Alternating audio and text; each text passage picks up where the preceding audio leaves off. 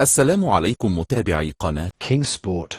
موعد مباراة كرواتيا وكندا في كأس العالم 2022. مباراة كرواتيا ضد كندا ستنطلق مساء اليوم الأحد، بالتحديد في تمام الساعة 5 بتوقيت المغرب، 7 بتوقيت مكة المكرمة، وذلك باستاد خليفة الدولي.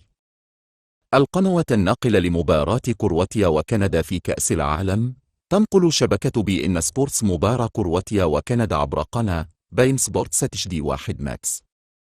كما ستبث المباراة أيضا عبر شبكة قنوات الكاس القطرية، وذلك بقناتي الكاس إكستري 1 HD وبين سبورتس HD 1 ماكس.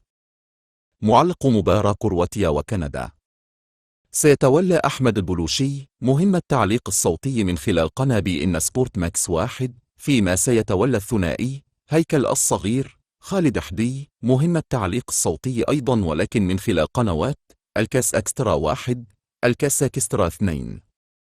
تشكيلة كندا المتوقعة لمباراة كرواتيا: حراس المرمى ميلان بوأريان، خط الدفاع جونستون ستيفن فيتوريا كمال ميلير أتينا هيتشنسون، خط الوسط تيفينا يوستاكويو جونيور هويل ريتشي لأريا تيجون بوشانان، في الهجوم ألفونسو ديفيز جوناثان دايفيد.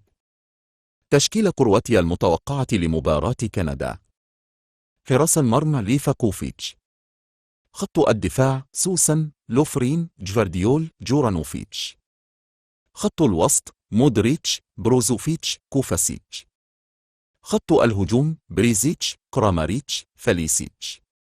لمتابعة كل ما يتعلق بجديد مباريات كأس العالم قطر 2022 فانك في المكان المناسب. قم فقط بمتابعة قناتنا وتفعيل جرس الإشعارات لكي تتوصل بكل جديد، ولا تنسى الإعجاب بالفيديو ومشاركته مع أصدقائك لتشجعنا على تقديم المزيد.